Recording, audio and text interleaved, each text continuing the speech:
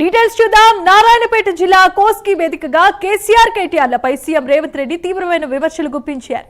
తాను రాజకీయాల్లో ఉన్నంత వరకు కేసీఆర్ ను అధికారంలోనికి రానివ్వనని అంటున్నారు రేవంత్. 23 మెజారిటీతో 2029లో కాంగ్రెస్ మళ్లీ అధికారంలోకి వస్తుందని ఆయన అంటున్నారు. చెల్లికి చీరాసారే పెట్టలేక కేటీఆర్ తరిమేశాడు. కేసీఆర్ అసెంబ్లీకి రావాలని ఎన్ని రోజులు చెబితే అన్ని రోజులు సభ నడుపుతానని అంటున్నారు. నువ్వెంత, నీ స్థాయి ఎంత అంటూ కేటీఆర్ పై రేవంత్ రెడ్డి విమర్శలను విసిరారు. చంద్రశేఖర్ రావు గారు, తారక రామారావు గారు, హరీష్ రావు గారు, దయాకర్ రావు గారు, ఇట్లా చెప్పుకుంటూ పోతే వినోదరావు గారు, కుక్కట్పల్లి కృష్ణారావు గారు రాసి పెట్టుకో. 2029లో 2/3 మెజార్టీతోని ఈ రాష్ట్రంలో కాంగ్రెస్ ప్రభుత్వాన్ని ఏర్పాటు చేస్తా. ఇదే నా సవాల్. సాధనైతే కాసుకో బిడ్డ. నీ రాజకీయం ఏందో నేను చూస్తా. నేను రాజకీయం చేసినంత కాలం ఈ కల్వకుంట చూసేటోళ్ళు కాలకుట విషం లాంటి కేసీఆర్ కుటుంబాన్ని అధికారులకు రానివ్వను. ఇదే నా శపథం. ఇదే నా శపథం. కొడంగల్ బిడ్డగా ఈ గడ్డ మీద నుంచి నేను శపథం చేస్తున్నా. నేను రాజకీయాలలో ఉన్నంతసేపు రాబోయే ఎన్నికల్లో కేసీఆర్ కుటుంబానికి అధికారం అనేది కళ. టిఆర్ఎస్ పార్టీ, కేసీఆర్ చరిత్ర గతమే. మీ పార్టీకి మీకు భవిష్యత్తు లేదు. ఎవడైనా చర్చించుకుంటే పొద్దుపోయినప్పుడు మాట్లాడుకోవడానికి పనికొచ్చే చరిత్రనే తప్ప భవిష్యత్తు తెలంగాణ రాష్ట్రానికి నీ తరఫున ఒరిగేది ఏమీ లేదు. సొంత బిడ్డనే ఇంటల్లుడు కొన్ని ట్యాపింగ్ చేసినోడు ఇంతకంటే సిగ్గులేనోడు ఉంటాడా అని వాళ్ళు చెప్తారు. ఓ పక్కన నేను 1 కోటి మంది ఆడబిడ్డలకు చీర పెడతా, సారె పెడతా నేనంటే ఉన్నొక్క చెల్లెల్ని ఇంట్లోకి వెళ్ళి బయటకు వెళ్ళగొట్టిన వాడు ఆస్తిలో వాటా అయ్యేస్తుంది. గంత పనికిమాలినోడు, సొంత చెల్లెలకే చీర పెట్టలేనోడు, సొంత చెల్లెలకే పండుగ పూట బుక్కెడు బువ్వ పెట్టినోడు వాడు కూడా ఒక మనిషా?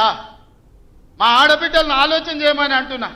ఇలా ఇంతో అంతో తండ్రి గాలికి సంపాదించిన దాంట్లో వాటా ఇవ్వాల్సి వస్తుందని మెడలు పట్టి దొబ్బితే నీ సొంత చెల్లెలు. నీ సొంత చెల్లెలకే సమాధానం చెప్పలోని ఆయన నాకు సవాలు ఇసురుతున్నాడు. ఈ అవ్వ లాగులో తొండలు ఇచ్చి కొత్త బిడ్డ నేను అనుకుంటున్నావేమో. నా సంగతి ఇంకా తెలియదు. మీ నాయనని అడిగి ఇంటికి పోయి చెప్తాడు. అమెరికాలో బాత్రూమ్లు అడిగినట్టు అనుకుంటున్నావు నాతో మాట్లాడు అంటే, నేనేదో మంచుకుంటూనే పోని అవల పోరోడు గాలికి తిరిగేటోడి గాలికి అంతో నాకెందుకని ఇవన్నీ వేషాలు. ఇంకా పక్కలో ఒక నలికుట్లోడు ఉంటాడు, 6 అడుగులు ఉన్నా అనుకుంటాడు. ఆ తలకాయ ఎక్కడుందో నాకు తెలియదు.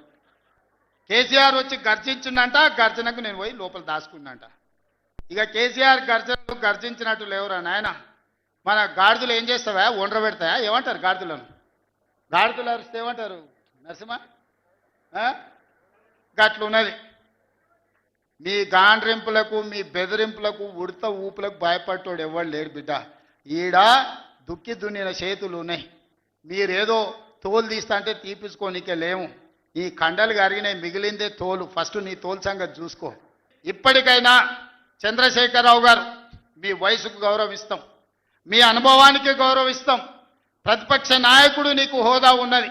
శాసనసభ సమావేశాలు ఏర్పాటు చేసినాం. 29 నుంచి చర్చలు రాబోతున్నాయి. 29 నాడు నువ్వు అడిగి ఎన్ని రోజులు సభ జరుపుదామో, నువ్వు అడిగినన్ని రోజులు అసెంబ్లీ నడిపిస్తా. నువ్వు చెప్పిన అన్ని చర్చ పెడదాం. ముఖాముఖి చర్చ చేద్దాం. వెనకంగా మాట్లాడు వెనక్కి కూర్కుడు కాదు. నీళ్ల మీద మాట్లాడతామా, నియామకాల మీద మాట్లాడతామా, నిధుల మీద మాట్లాడతామా, తెలంగాణలో జరిగిన అభివృద్ధి మీద మాట్లాడతామా, రైతు భరోసా మీద మాట్లాడతామా, రైతు రుణమాఫీ మీద మాట్లాడతామా, లేకపోతే ఆడబిడ్డలకు ఇచ్చిన ఉచిత బస్సు మీద మాట్లాడతామా, లేకపోతే నువ్వు ఏం కోరుకుంటావో చెప్పు.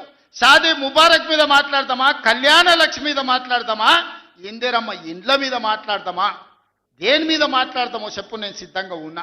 చర్చిద్దాం. దేశానికి ఆదర్శంగా నిలబడదాం. సమస్యల మీద మాట్లాడదాం. ఎవరు ఏం చేసినరో చెప్పుకునే అవకాశం కల్పిస్తాం. రాండి. మీరు మొహం చాటేసి ఫామ్ హౌస్లో పడుకొని మీరు ఖాళీగా ఉన్నప్పుడు పార్టీ ఆఫీసులు వచ్చి 10 మంది చెంచాలను పెట్టుకొని ఆ 10 మంది చెంచగాళ్ళ ముందల నువ్వు పొంకనాలు కొట్టుడు కాదు. నిజమైన చర్చ అసెంబ్లీలో చేద్దాం. ప్రజలు ఎన్నికలు ముగిసినాయి. అసెంబ్లీలో చర్చ చేయమని చెప్తారు. ఎవరు ఏం మాట్లాడతారో ప్రజలు వింటారు. విఘ్నులైన ప్రజలు తీర్మానం చేస్తారు. ఇలా సర్పంచులు అయిపోయినాయి. 2 ఏళ్ళు ఏమన్నా అన్నానా? ఆయన మన బయటకు వచ్చి ఇక చూస్తా తోలు తీస్తా తాట తీస్తా ఇక నీ సంగతి చెప్తా అన్నాడు. రా బిడ్డ రా రా రెడీగా ఉన్నారా, ఇక అందుకే కొడంగల్ నుంచే చెప్తాం నీకు అని చెప్పి 3 రోజుల నుంచి మాట్లాడలేదు. ఇవాళ మాట్లాడుతున్నా. ఆయన కొడుకు చెప్తున్నాడు మైకు ముందరికి వస్తలేడు, ఆయన దాచుకున్నాడు అని. నీ ముఖం ఎప్పుడైనా చూసుకున్నావులా అద్దంలా? పేడమూతి బోడిలింగం, నువ్వు కూడా నా గురించి మాట్లాడతావా? నీవెంత, నీ స్థాయి ఎంత? అయ్య పేరు చెప్పి బతికటోనివి నువ్వు, ఆంధ్రలో గుంటూరులో గుడివారిలో చదువుకున్న నువ్వు, నీకేం తెలుసు తెలంగాణ గురించి, మా పౌరుషం గురించి? నువ్వు కాదు, మొత్తం నీ జాతినంతా తెచ్చుకో. ఎట్లా తెచ్చుకుంటావు, ఏడికి రావాలనో చెప్పు. మా ఊరు అన్నారా, మేమన్నా మీ ఊరికి వస్తాం. ఎవడు భయపడుతుండో సంగతి తేలుస్తా. వెనకటికోసారి చెప్పిన గిట్లనే గజ్వేల్కి వచ్చి చూడు అని చెప్పిన, గజ్వేల్కి వస్తా బిడ్డ నీ నెత్తి మీద కాలు పెట్టి తొక్కుతా అని.